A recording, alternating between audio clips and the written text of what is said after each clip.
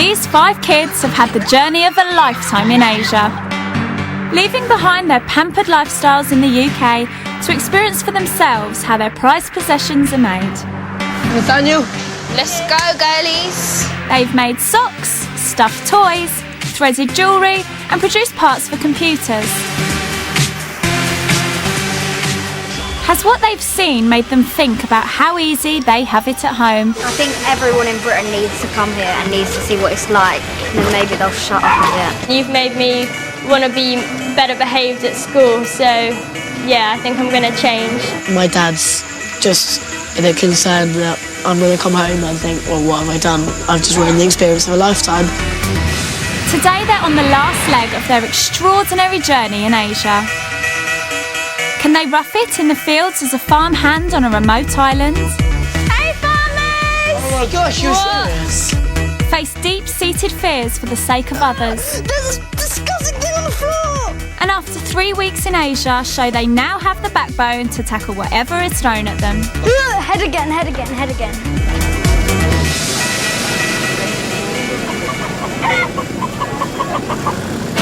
Last time they learnt how difficult it is to make their favourite gadgets. We don't allow cosmetics inside production. Spent ages putting it on. And how hard everybody works at school. Good morning, visitors.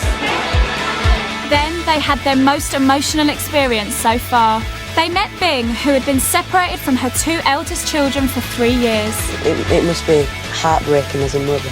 700. The kids pulled their wages to bring this family back together.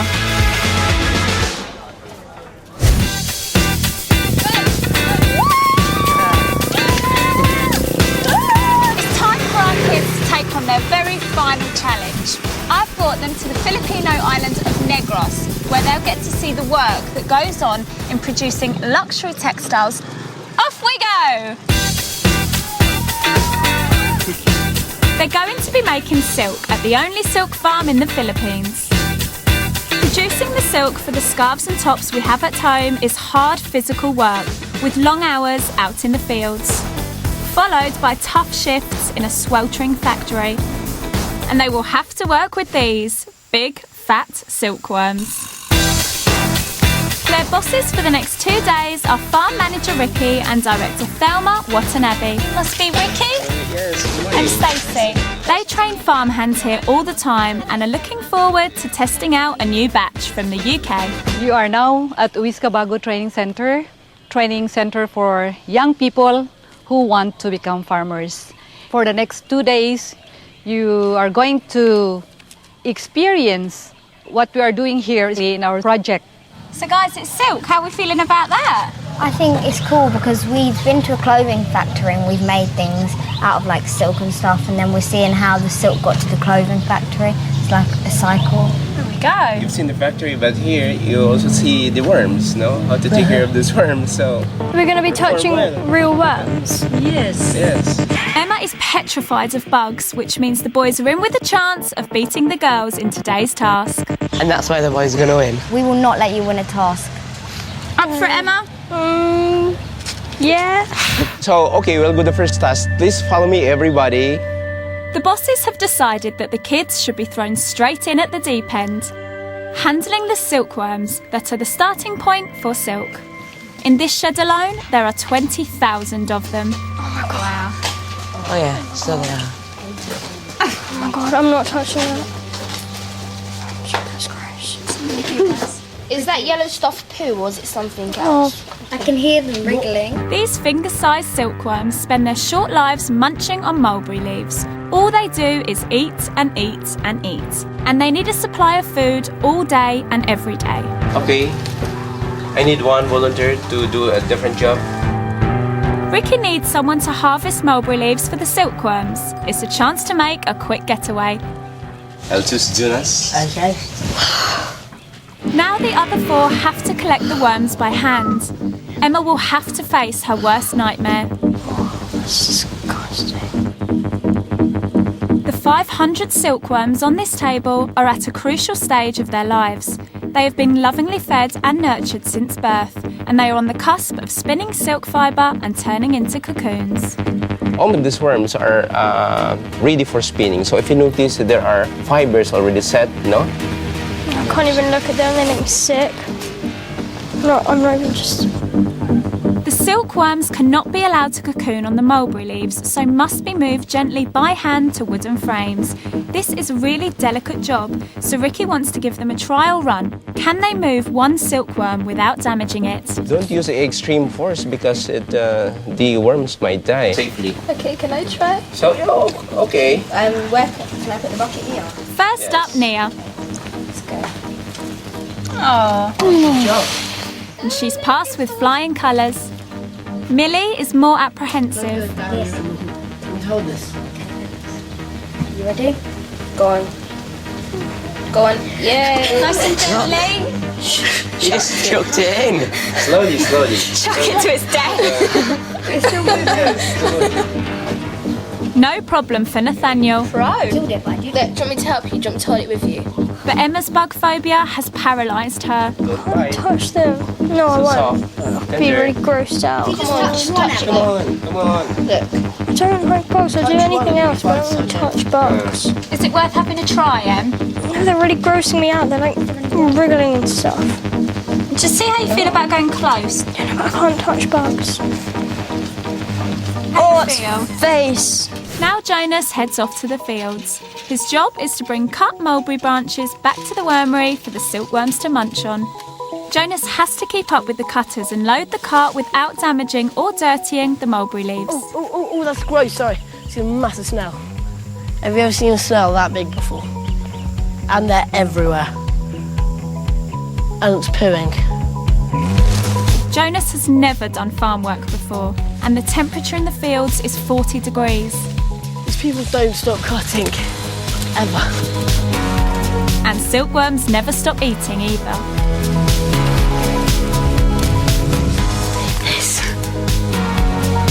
I think I'm getting a rash. It started to become really itchy under my neck and all over here. A Filipino farm worker can spend the whole day out in the fields, and Jonas has only been out in the humidity for half an hour. Oh no, there's a hill. Back in the wormery, Millie, Nathaniel and Nia are collecting silkworms, but Emma's phobia has extended to anything that moves. There's a disgusting thing on the floor! That millipede there. I'm not trying to put it on, I just generally hate these things. Emma's told me, Stace, I'm really not great with bugs. It's a genuine phobia. I just can't cope. So yeah, I think she's finding it difficult because if it is a phobia, it's tricky to overcome. It's just really gross looking. But Nia, Millie and Nathaniel have all settled into the task and are racing to collect every last silkworm.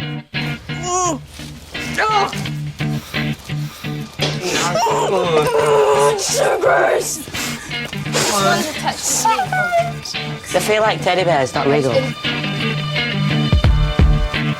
It looks like every silkworm has been collected, and Emma still hasn't picked one up. Now they have to place the worms carefully on the frame. This is where the worms will spin silk fibres overnight and turn into cocoons. It's time to find out which of the other three has collected the most silkworms. 98. Millie has a respectable 98. 143. 143 puts Nia in the lead. 18, 66. But can Nathaniel win his first task of the entire trip? 198? Yeah. There's no arguing with 198. Hey gang! Hey. How was it? Who fill me in? Who won? Who got the most? Nathaniel. Nathaniel, did you? Yeah, How many did you get? 198. The boys have won one task. Now everyone's won a task apart from Jonas. Whatever he's doing is probably not as gross as this. Out in the mulberry field, Jonas has already filled 2 carts. He's found his stride and he's determined to keep up. I'm trying to run there and walk back. So the quicker I get it done, the quicker the worker can finish. He's realised that there's purpose and reason to everything that he's been asked to do on the silk farm. I had no idea that silk was made out of spit of worms at all. I don't know, I didn't really know where it came from. If I was to go back and redo the whole experience, I would try a lot harder because the idea is that I'm expected to do it as fast as I can. Jonas proudly hauls back his last cart. And he has a souvenir from the fields for the rest of the group. Oh, wow. It's time to feed the younger silkworms with mulberry branches that Jonas has brought back from the fields. It's a job even Emma can do.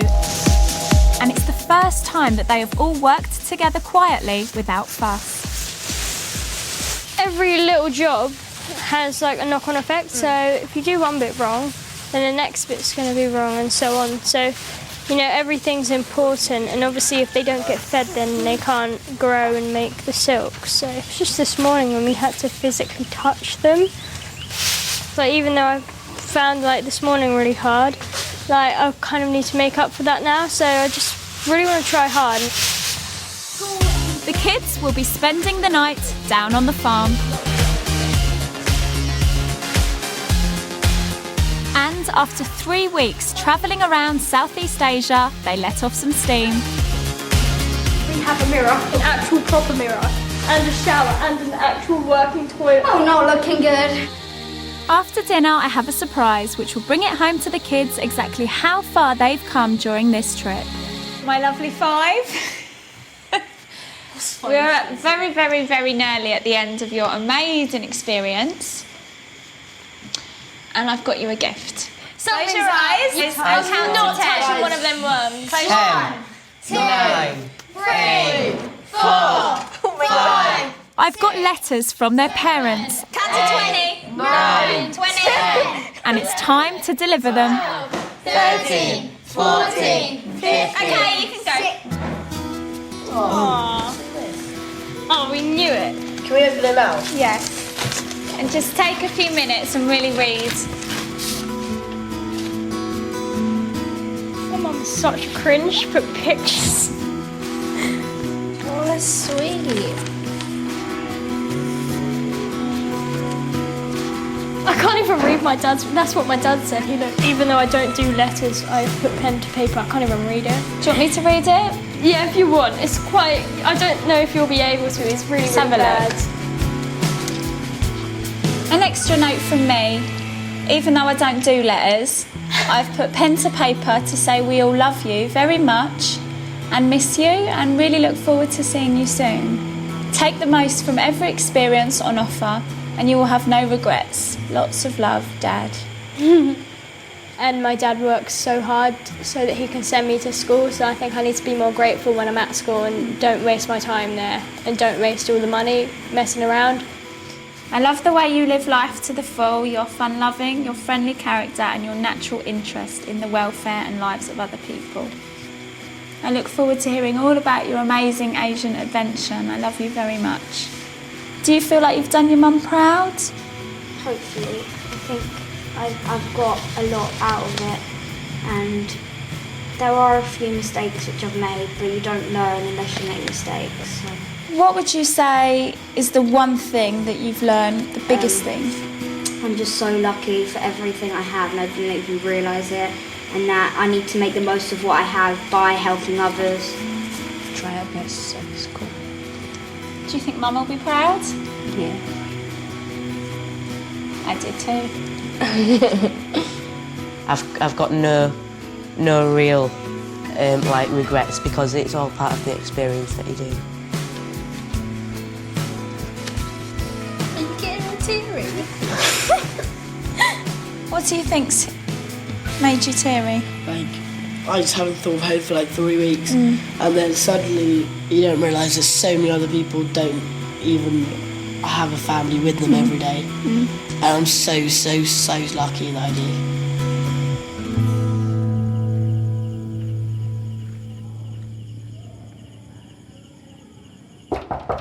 Good morning. In the farm training programme, everyone has to get up before dawn.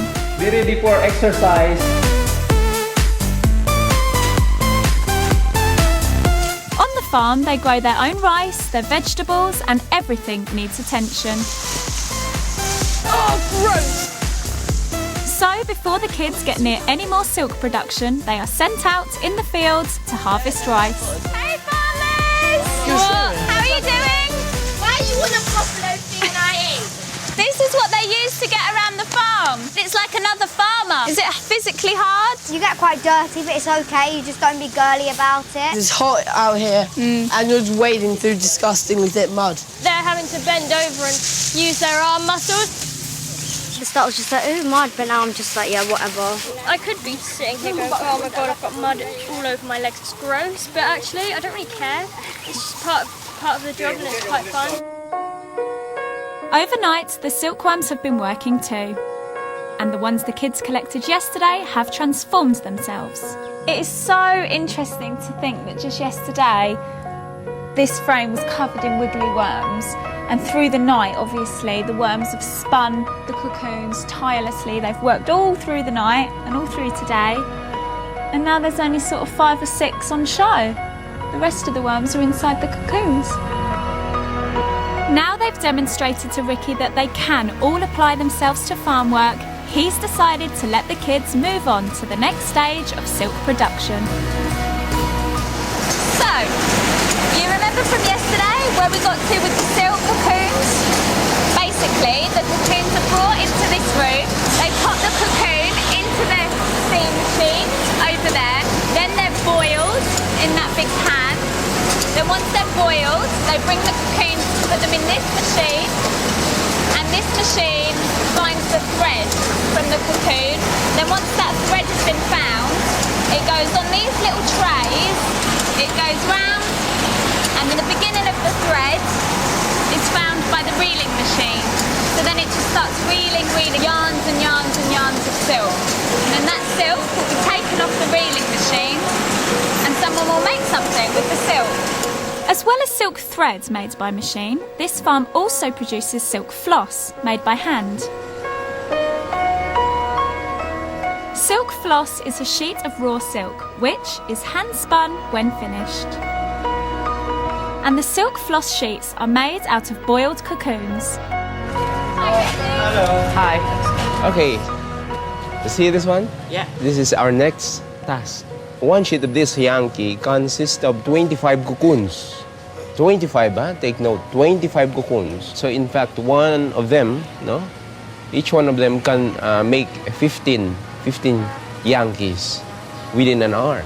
So 15 napkins and there's 25. Yes, 25. What they're trying to work out is how many cocoons they need to make 15 silk floss hankies. And remember, each hanky is made up of 25 cocoons. So 25 times 10 is 250, times 5 is 500. The answer is 375 cocoons. But what do they think? Is it 2,600 or so? 50? No, it's more. 5 or something? 3,000, am I completely off? 3,075? Well, what's 2,500 Because pounds? you do 2. 3,075, no. Is it 375? I'm sure it's 375.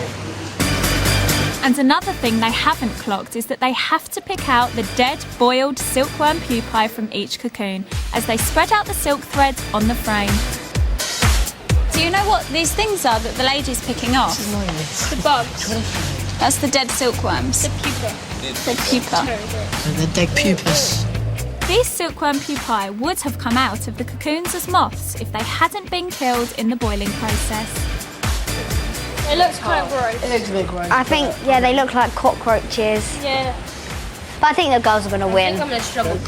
All right, guys, ready to give it a go? Yeah. Good try. For the last time. Last push. Off you go. Okay then. So, who is going to be able to overcome the gunge factor and spread out the boiled cocoons to make 20 pieces of silk floss hankies for the farm? Flies. Flies are killing me. Ew, flies. Still alive? I don't like it when you crush their head off.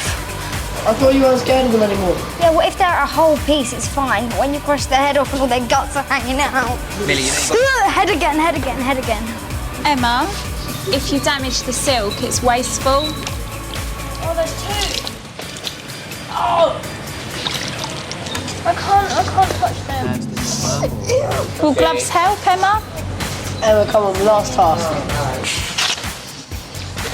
With this task being their final task ever in the Philippines, I'm really hopeful that they do really well. You know, I have real expectations and I'm sure they can live up to them. They've come such a long way. You know, I think they do seem to have upped their game every time. So it'd be nice if they do themselves proud on the final ever one.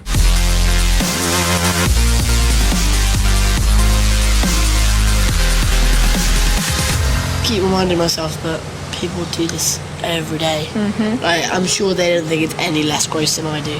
I don't put on, like, any ones that break and stuff like that. If I was in a position where it was this or nothing, then I would just like have to try and do this as best as I can.